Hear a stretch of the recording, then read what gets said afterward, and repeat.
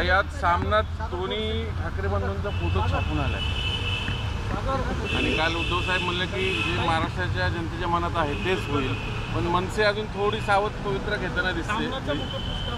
उद्धव ठाकरेंचा आणि राज ठाकरेंचा फोटो देखील छापण्यात आला आणि हेडलाईन महाराष्ट्राच्या मनात आहे तेच होणार हे मी त्याचं स्वागत करते. कैलासवासी बाळासाहेब ठाकरेंनी फार कष्ट करून शिवसेनेची स्थापना केली आणि तो पक्षही कष्टांनी त्यांच्या नेतृत्वाखाली आणि असंख्य कार्यकर्त्यांच्या नेत्यांमुळे बांधला. दुर्दैवाने जी गोष्ट झाली ती झाली, पण आज उद्धवजी आणि राजजी एकत्र येऊन महाराष्ट्राची सेवा करणार असतील तर ही अतिशय आनंदाची गोष्ट आहे. महाराष्ट्र विधानसभा निवडणूक चोरण्याचा निवडणूक छापलेला देखील आहे. त्यामध्ये राहुल गांधी म्हणतात की महाराष्ट्राच्या निवडणुकांमध्ये फिक्सिंग झालेलं आहे, त्यात काही दाखले देखील देण्यात आलेला आहे, मतदान आहे त्यापेक्षा जास्त मतदान झालंय, पुढाऱ्यांची पळवापळ झाली, अशा प्रकारचं त्यांनी एक मतं मांडलेले आहेत आणि फिक्सिंग झाले महाराष्ट्राच्या निवडणुकीत असं म्हणतात. मी आज सकाळी आदरणीय पवार साहेबांनी आणि मी दोघांनीही तो लेखही वाचला, त्याच्यावर आमची चर्चाही झाली आणि काँग्रेस पक्ष हा इलेक्शन कमिशनकडेही जाऊन आलेला आहे. ही माहिती इलेक्शन कमिशनकडे दिलेलीही आहे आणि त्याची पारदर्शकपणे इन्क्वायरी व्हावी अशी मागणी काँग्रेस पक्षाने केलेली आहे. त्याच्यामुळे आम्ही वाट बघतोय की इलेक्शन कमिशनकडून काय उत्तर येतं. ताई 10 तारखेला वर्धापन दिन आहे राष्ट्रवादीचा, दोन्ही राष्ट्रवादी वर्धापन दिन साजरा करतात, तर कसं बघतात तुम्ही? आता कसं काय बघणार, आता कोर्टात केस चालू आहे आणि स्थापना त्या पक्षाची झाली. हा सगळा 26 वर्षाचा प्रवास हा उभ्या महाराष्ट्र नाही देशाने पाहिलेला आहे. त्यामुळे वेगळं काही त्याच्यात बोलायची गरज मला तरी आता वाटत. पवार कुटुंब एकत्र आहे, उभ्या महाराष्ट्राला माहिती आहे, घरगुती संबंध आहेत, पण राजकीय दृष्ट्या विभक्त झाले. पण आता दोन्ही बहीण भाऊ एकत्र येऊ इच्छितात, तर मधली लोक जे बेरोजगार होणार आहेत त्यांचा विरोध दिसतो या सगळ्या गोष्टींना. असं नसतं. संघटना ही सगळ्यांच्या मुळे चालते, असं एका व्यक्तीमुळे नाही. संघटनेत प्रत्येक छोटं शेवटचा कार्यकर्ता जो झेंडा घेऊन उभा राहतो तोही तेवढाच महत्त्वाचा असतो. संघटना ही फक्त नेत्यांमुळे चालतेच, पण त्याबरोबर कार्यकर्ते हा सगळ्यात महत्त्वाचा आणि त्याच्यातला केंद्रबिंदू असतो. कारण का शेवटी तो लढत असतो, रस्त्यावर झेंडा घेऊन तो उभा असतो आणि त्याच्यामुळे या गोष्टी होत राहतात आणि एका सशक्त लोकशाहीमध्ये लोक बोलत राहतात. त्याच्यामुळे फार आपण ते मनावर घ्यायचं नसतं. आपण का निवडून आलेलो आहोत, लोकांची सेवा करण्यासाठी आम्ही निवडून आलेलो आहोत. ती कामात सातत्य ठेवून महाराष्ट्र आणि भारताची सेवा करणं हे आमच्यावर झालेले संस्कार आहेत आणि बारामती लोकसभा मतदारसंघाने याच्यासाठीच मला निवडून दिलेलं आहे. त्यामुळे कामात सातत्य ठेवण्याचा एक प्रांजळ प्रयत्न मी करत असते. काही लोक असं म्हणतात की विशेष करून सुनील तटकरे आणि प्रफुल्लभाई पटेल हे जर दोन्ही पक्ष एकत्र आले तर त्या दोघांची जास्त अडचण होईल म्हणून ते जास्त होऊ देत नाही असंही बोललं जातं. मला याची माहिती नाही, पण प्रफुल्लभाईंची आणि माझी अनेक वेळा अनेक महत्त्वाच्या विषयांवर चर्चा होत असते. काही महत्त्वाचे विषय असतात, ह्याच्यामध्ये मी आजही ऑन रेकॉर्ड हे सांगते की माननीय प्रफुल्लभाईंचे मी मार्गदर्शनही घेते. अनेक वर्ष त्यांनी सरकारमध्येही काम केलेलं आहे. त्याच्यामुळे अनेक इंटरनॅशनल इश्यूज असतात. ह्याच्यात अनेक वेळा पार्लमेंटमध्ये त्यांचा खूप मोठा प्रगल्भ अनुभव पार्लमेंटचा राहिलेला आहे.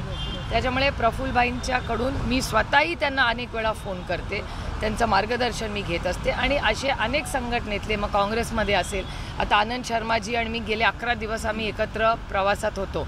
त्यांचा कॉमर्स मिनिस्ट्रीचा असेल, एक्सटर्नल अफेअर्स मिनिस्ट्रीचा असेल, खूप मोठा अनुभव राहिलेला आहे. त्याच्यामुळे या सगळ्या 11 दिवसाच्या दौऱ्यामध्ये आनंद शर्माजी असतील, माझे सहकारी, खरंच विद्वान सगळे सहकारी माझ्याबरोबर होते. मग मनीष तिवारीजी असतील, मुरलीधरनजी असतील, अनुराग सिंग ठाकूरजी असतील, कृष्णाजी असतील, या सगळ्या एक टीम म्हणून आम्ही काम करतो. त्याच्यामुळे राजकारणामध्ये एक तर डायलॉग हा असलाच पाहिजे, या मताची मी आहे.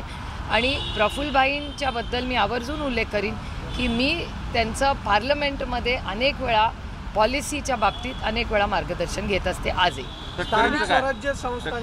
तटकरेंचा माझा बऱ्याच दिवसात भेट नाही. त्यांची भेट माझी पार्लमेंटमध्ये कधीतरी होते, पण त्यांची आणि माझी बऱ्याच दिवसात कुठेच भेट आमच्याकडून कुठलाही प्रस्ताव नाही.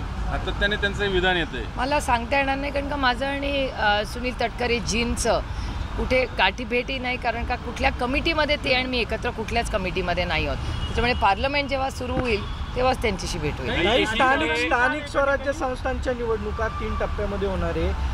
सत्ताधाऱ्यांना वेळ मिळावा म्हणून हे सगळं केलं जात आहे का? काय वाटतं तुम्हाला?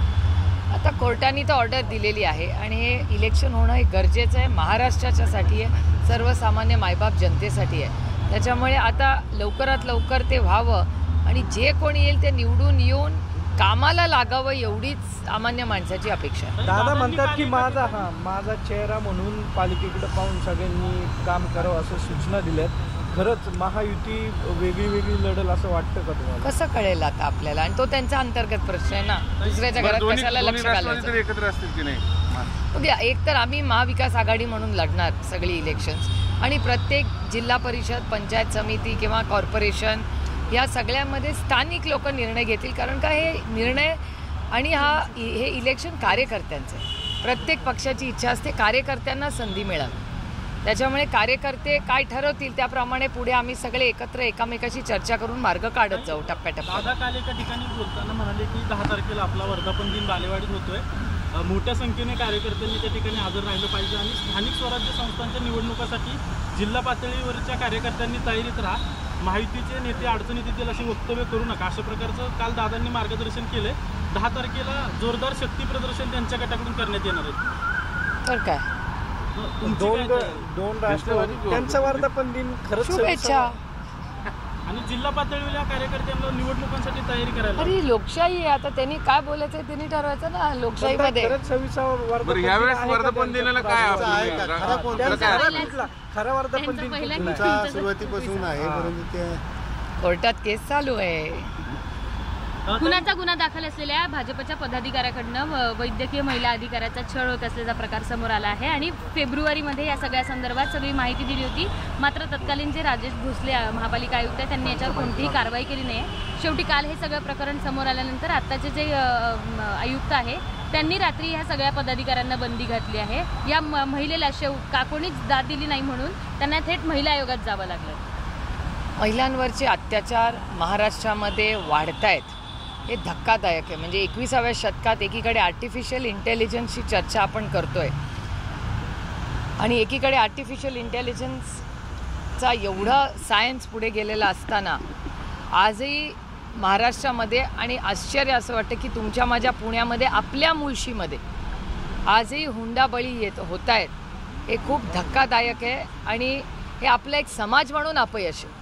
आणि मी स्वतः ठरवलं आहे की पुढच्या वर्षभरात हुंड्याच्या विरोधात एक मोठा जागर करण्याचा निर्णय मी स्वतः घेतलेला आहे. राजकारण होत राहील, पण जर या राज्यातली लेक ही सुरक्षित नसेल आणि तिला तिचे अधिकार दिलेच पाहिजेत आणि जर कोणी हुंडा मागत असेल म्हणजे द्यायचा पण नाही आणि घ्यायचा पण नाही, हा नियम कायदा या देशात असेल आणि त्याला कोणीतरी केराची टोपली दाखवत असेल तर त्याच्या विरोधात ताकदीने लढणं गरजेचं आहे. आणि मुलींनी उभं राहायला पाहिजे आणि मुलांनीही उभं राहायला पाहिजे.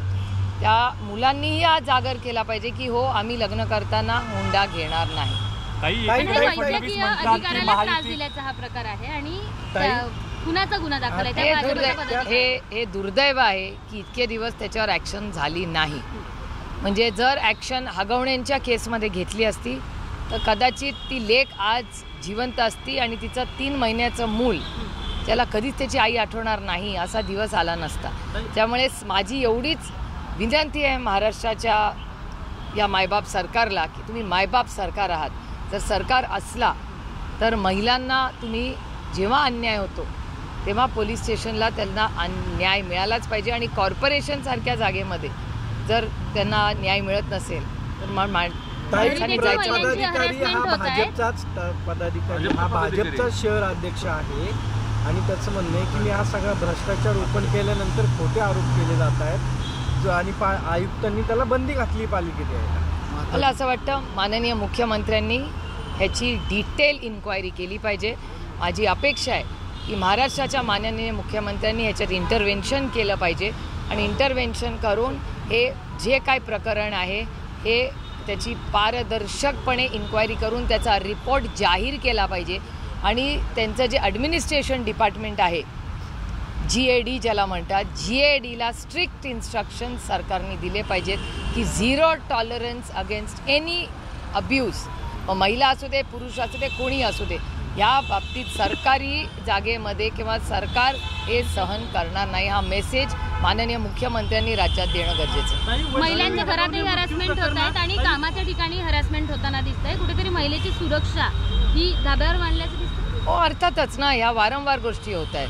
मग हुंडा असू दे किंवा ही घटना असू दे, या घटना सगळीकडेच दिसत आहेत आपल्याला. त्याच्यामुळे देवेंद्र फडणवीस ताई असं म्हणतात की महायुतीच्याच नेतृत्वात पालिकेच्या निवडणुका लढल्या जातील. काल अजित पवार असं म्हणाले की महानगरपालिकेच्या निवडणुकीत फक्त राष्ट्रवादी काँग्रेस पार्टी हा एकमेव चेहरा असेल. तो त्यांचा अंतर्गत प्रश्न आहे ना. आता कोणी कसं लढायचं, काय लढायचं, हा त्यांच्या युतीचा अंतर्गत प्रश्न आहे ना. युतीत मतभेद दिसत आहेत असं म्हणायचं का या सगळ्या अशा वक्तव्यांना? असं मला अजिबातच वाटत नाही, कारण का साधारणपणे ह्या इलेक्शन्सला सगळेच वेगळे लढतात. आम्ही आणि काँग्रेस जेव्हा एकत्र होतो तेव्हा आम्ही आणि काँग्रेस वेगळेच लढायचो, कारण का मी मगाशी म्हणले तसं हे कार्यकर्त्यांचं इलेक्शन आहे. प्रत्येक कार्यकर्त्याला संधी मिळाली पाहिजे ना. त्याच्यामुळे काँग्रेस आणि आम्ही एक होतो तेव्हा आम्ही नेहमी वेगळेच लढायचो. जिल्हा परिषद लढणार आहे. आता बघूया ना, चर्चा होईल तेव्हा कळेल आपल्याला. लाडक्या बहीण योजनेसाठी अगोदर सामाजिक न्याय विभागाकडून निधी जो आहे 5 लाख महिलांचं केवायसीच नाही, त्यांना निधी ह्यावेळेस मिळणार नाही. आता इतर मागासवर्गीय जे आयोगाचा मागासवर्गीय विभागाचा निधी 481 कोटी. त्याची माहिती मी मागितली आहे की नक्की कुठला निधी कशासाठी गेलेला आहे. त्याच्यामुळे ती माहिती माझ्याकडे 1-2-4 दिवसात आली की मी तुम्हाला ती शेअर करीन की नक्की काय पोझिशन. महिला बालविकास खात्याची अनाथ जालिंदर सुपेकर नावाचे जे अधिकारी आहेत त्यांच्यावर अनेक आरोप केले जात आहेत. कारागृहाला जालिंदर सुपेकर असताना 2 वर्षात 102 कर्मचाऱ्यांच्या बदल्या केल्यात. तर पुण्यात अमिताभ गुप्ता आणि जालिंदर सुपेकर अधिकारी होते तेव्हा अनेक अधिकाऱ्यांच्या कर्मचाऱ्यांच्या बदल्या केल्याचं रेकॉर्ड आहे आणि मोठा भ्रष्टाचार या दोघांनी केल्याचा आरोप होतोय बदल्यांमध्ये. माननीय मुख्यमंत्र्यांनी ह्याची पूर्णपणे पारदर्शकपणे इन्क्वायरी करावी. ही मीडिया ट्रायल होऊ नये, नुसती मीडिया ट्रायल होऊन थांबणार नाही. हा विषय थांबू नये अशी आमची अपेक्षा आहे. सरकारने ह्याच्यावर ॲक्शन घेऊन एक पारदर्शकपणे इन्क्वायरी करावी. महिला बालविकास खात्याची जी अनाथ मुलांसाठीची योजना आहे ती वाऱ्यावर गेल्याची दिसते, कारण लाडक्या बहिणींसाठीचा त्याच्यासाठीचा निधी वळवल्याचं बोललं जातं. ही सगळी माहिती आम्ही काढतोय सरकारकडून. आम्ही RTI ही केलेलं आहे, कारण नक्की कुठले पैसे हे बघा, हा देश संविधानाने चालतो आणि बजेटनी चालतो. कुठलाही निधी इकडे तिकडे वळवता येत नाही. त्याच्यामुळे नक्की काय झालेलं आहे, काय पद्धतीने काय निर्णय घेतलेला आहे याची एक माहिती आम्ही सरकारकडे मागितलेली आहे. 8 दिवसात ती आली की मी तुम्हाला त्याच्यावर स्टेटमेंट देते. लाडक्या बहिणींचाच विषय आहे. 5 लाख महिलांचं केवायसीच नाहीये, तर त्यांना ऑब्व्हियसली हा मिळणार नाही. मग ह्यावेळेस आम्ही इलेक्शनच्या आधी केलेली सगळी जी भाषणं आहेत ती आता तुम्ही हा डेटा म्हणून सांगताय. 6 महिन्यापूर्वीची आमची सगळी भाषणं काढून बघा, त्याच्यात हे सगळे मुद्दे होते, ते आज उघडकीला येतात. वैष्णवी हागवणे मृत्यू प्रकरण घडल्यानंतर जे शस्त्र परवान्याचं जे आहे ते विषय समोर आलेला आहे. अमिताभ गुप्ता ज्यावेळेस पुणे पोलीस आयुक्त होते तेव्हा अनेक लोकांना शस्त्र परवाने दिले गेलेले आहेत. खोटी कागदपत्रांच्या आधारे शस्त्र परवाने दिलेत किंवा मंत्रालयातून जे शस्त्र परवाने दिलेत त्याला माहिती देखील चुकीची दिल्याचं आता समोर येतं. माझं म्हणणं आहे, एकतर या राज्यात पोलीस अतिशय उत्तम आहेत. महाराष्ट्राच्या पोलिसांचा मला सार्थ अभिमान आहे. जर महाराष्ट्राचे पोलीस उत्तम काम करतायत तर शस्त्राचे परवाने लागतात कशाला, शस्त्र लागतंच कशाला, या विचाराचा हे माझं वैयक्तिक मत आहे की शस्त्र ठेवायची काहीही गरज नाही. अँटी गन कंट्रोलच्या बाजूनी मी आहे. त्यामुळे बंदूक पाहिजेच कशाला या घरात, या देशामध्ये, घरामध्ये. त्यामुळेच माझी विनंती आहे की महाराष्ट्राच्या माननीय मुख्यमंत्र्यांना की तुम्ही सगळ्या जम्बो रिव्ह्यू करा. कोणी शस्त्र घेतलेत, का घेतले, त्याचा जम्बो रिव्ह्यू घ्या. काही जून महिना सुरू आहे. शेतकऱ्यांच्या नुकसान भरपाई